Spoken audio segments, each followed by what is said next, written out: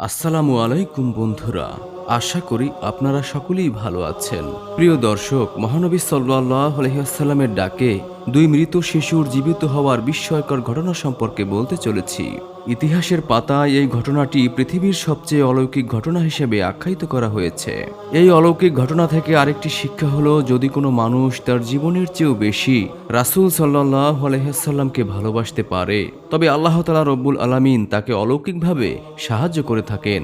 একবার সাহাবী হযরত জাবের রাদিয়াল্লাহু তাআলা আনহু নবীজিকে তার ঘরে দাওয়াত করছিলেন। রাসূল সাল্লাল্লাহু আলাইহি ওয়াসাল্লামও সেই সাহাবীর দাওয়াত কবুল করলেন। তিনি দাওয়াত কবুল করার সাথে সাথে সাহাবী হযরত জাবের রাদিয়াল্লাহু তাআলা আনহু খুশিতে আত্মহারা হয়ে বাড়িতে চলে গেলেন। বাড়িতে গিয়ে স্ত্রীকে খুশির খবরটা দিয়ে বললেন, দ্রুত আয়োজন করো। রাসূল সাল্লাল্লাহু আলাইহি ওয়াসাল্লাম বকরির মাংস পছন্দ করতেন বিধায় জাবের রাদিয়াল্লাহু তাআলা আনহু তার একমাত্র খাসিটিকে জবাই করে দিলেন। এদিকে আবার সেই খাসিটি জাবের রাদিয়াল্লাহু তাআলা আনহুর ছোট ছেলে খুব আদর করত।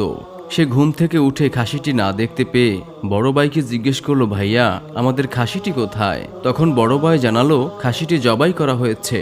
তখন ছোট ভাই বায়না ধরলো, খাসি কিভাবে জবাই করে? আসলে ছোট ছেলেটি ছিল এতটাই অবুঝ, জবাই কেন করা হয়, কিভাবে করে তা সে বুঝতো না। বারবার যখন ছোট ভাই একই আবদার করতে লাগলো, তখন বড় ভাই হাতে ছুরি নিয়ে ঘরের পেছনে গিয়ে বলল, এখানে খাসিটা জবাই করা হয়েছে।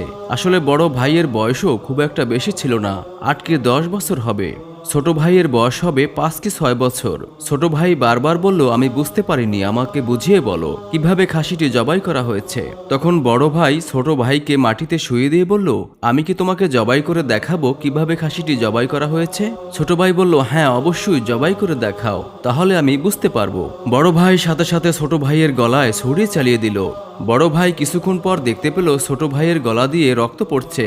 বড় ভাই যখন রক্ত দেখে বুঝতে পারল ছোট ভাই মৃত্যুর মুখে পতিত হয়েছে এবং ছোট ভাইয়ের দেহটি নিথর হয়ে গিয়েছে, সাথে সাথে সে ভয় পেয়ে পালাতে লাগলো। সে বুঝতে পারল এ ঘটনা যদি মা বাবা জানতে পারে তাহলে আর রক্ষা নেই। অতঃপর সে পালানোর জন্য খেজুর গাছের চূড়ায় উঠে আত্মগোপন করল।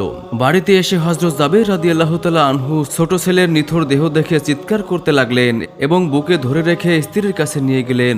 তাড়াতাড়ি একটি কম্বল এনে বাচ্চার দেহটি তাতে পেঁচিয়ে ফেললেন। এদিকে হযরত জাবের রাদিয়াল্লাহু তাআলা আনহুর স্ত্রী সন্তানের লাশ নিয়ে কান্না করতে লাগলেন, কিন্তু জাবের রাদিয়াল্লাহু তাআলা আনহু বারবার স্ত্রীকে সান্ত্বনা দিয়ে বললেন, আজ আমাদের শোক প্রকাশের দিন নয়। রাসূল সাল্লাল্লাহু আলাইহি ওয়াসাল্লাম মেহমান হয়ে আমাদের ঘরে আসবেন। আমি জানি এই পরিস্থিতি অনেকটা কষ্টের এবং এই অবস্থা মেহমানদারি করার পরিস্থিতি নয়, কিন্তু বিশ্বাস রাখো, যেই ব্যক্তি রাসূলকে তার জীবনের চেয়েও বেশি ভালোবাসবে সে কখনোই দুনিয়া ও আখেরাতে বিপদের সম্মুখীন হবে না। অতএব ধৈর্য ধারণ করো।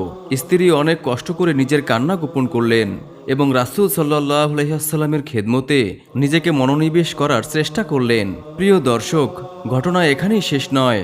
বড় ছেলেকে খুঁজতে হযরত জাবের রাদিয়াল্লাহু তাআলা আনহু যখন সেই গাছটির নিচে পৌঁছালেন এবং ছেলের নাম ধরে ডাকাডাকি করলেন, ছেলেটি ভয়ে গাছের উপর থেকে লাফ দিয়ে পালিয়ে যাওয়ার চেষ্টা করছিল, কিন্তু নিচে থাকা একটি পাথরের আঘাতে ছেলেটির মাথা ফেটে দুভাগ হয়ে যায় এবং বড় ছেলেটিও সেখানে মৃত্যুবরণ করে।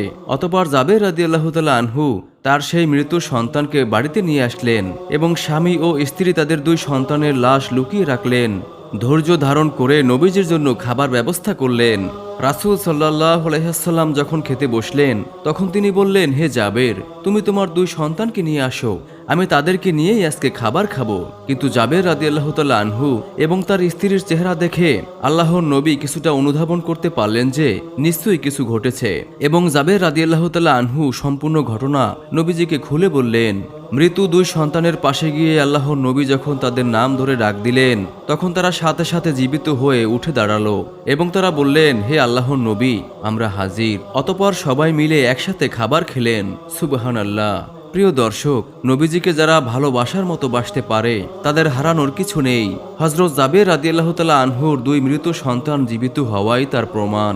আমরাও যদি প্রিয় রাসূলকে আমাদের জীবনের চেয়েও বেশি ভালোবাসতে পারি তাহলে অবশ্যই এর প্রতিদান আমরা দুনিয়া ও আখেরাতে অবশ্যই পাবো ইনশাআল্লাহ।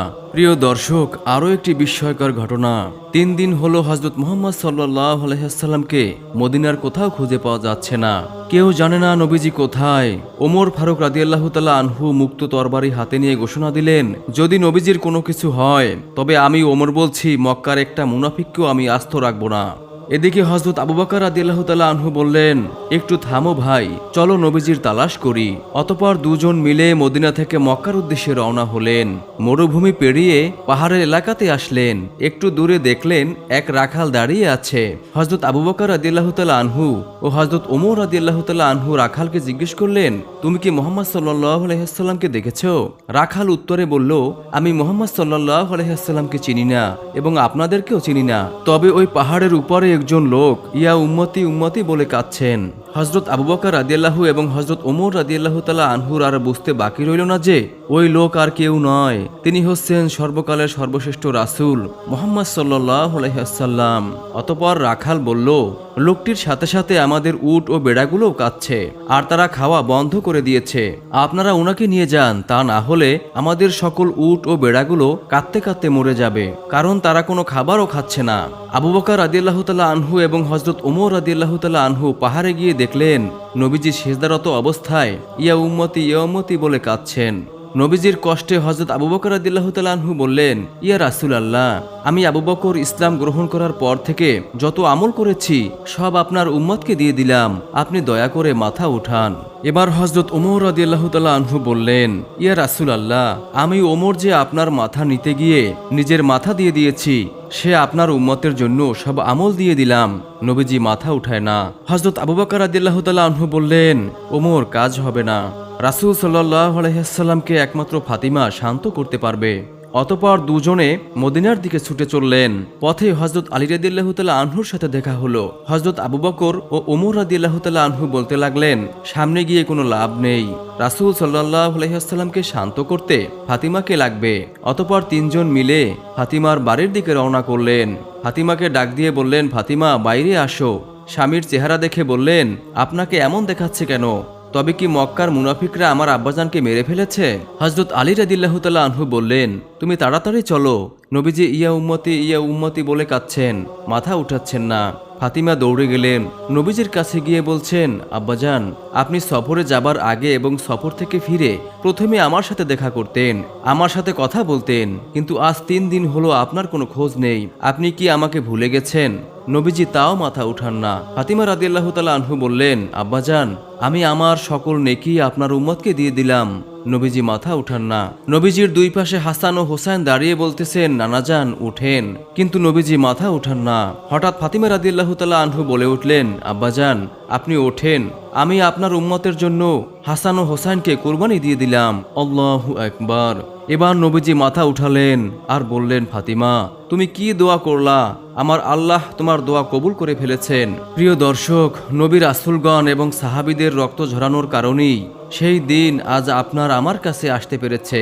আসুন আল্লাহ রব্বুল আলামিনের হুকুমগুলো নবীর তরিকায় পালন করার চেষ্টা করি। আমিন। দিনের পথে থেকে সকলকে দাওয়াত দেই, ইনশাআল্লাহ ইসলামের বিজয় চিরদিন হয়েছে আর হবে। প্রিয় দর্শক, আজকের ভিডিওটি এই পর্যন্তই। ভিডিওটি ভালো লাগলে একটি লাইক দিন এবং ইসলাম প্রচারের স্বার্থে ভিডিওটি শেয়ার করুন। সবাই ভালো থাকুন, সুস্থ থাকুন। আল্লাহ হাফেজ।